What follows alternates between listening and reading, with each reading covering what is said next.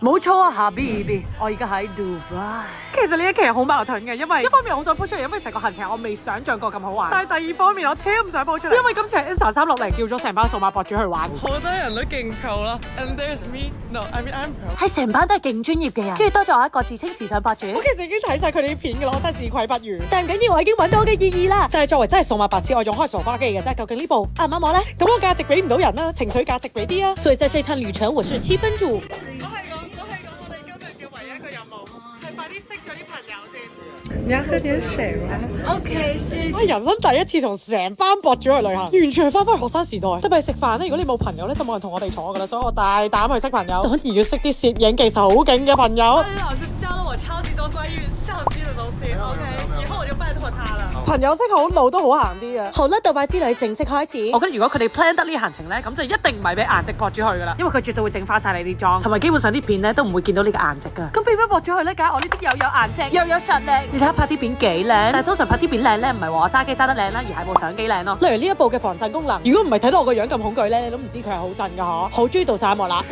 Oh my god！本人唔想變黑，我諗住就咁算噶啦。但係見到啲人都咁靚，你話晒都係唯一自稱時尚博主 ，show 啲顏色出嚟。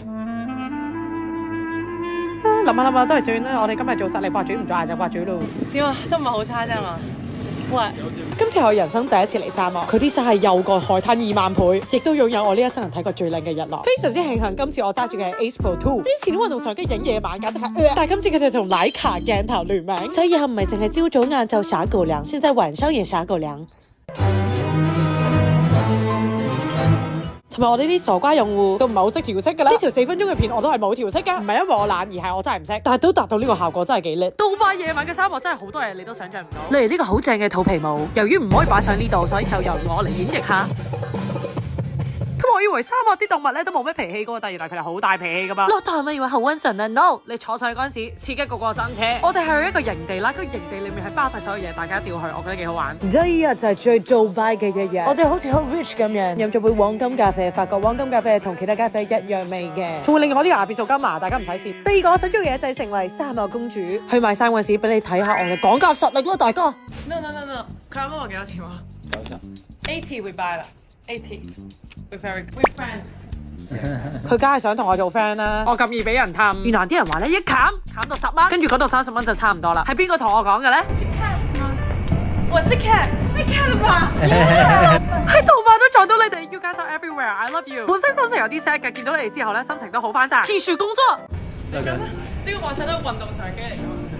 我後面喺後面追住你先。對唔住啊，我男朋友嘅攝影技術係好堪憂噶，即係你要炒咗呢個攝影師噶啦。角度啊、畫面都唔好自然度，起碼知道佢係防抖嘅。翻去旅遊班嗰先發覺，果然得我一個買埋呢啲衫嚟着。果然 Katrina 冇愧對自稱時尚博主嘅 extra 女人，好中意到我哋嘅最後一日啦。今日嘅服裝係我選擇合裙，同呢個城市融為一體，開心嘅時間過得好快，已經到我哋嘅 What 最後一個活動啦。聽到呢首歌，你知唔知係咩活動咧？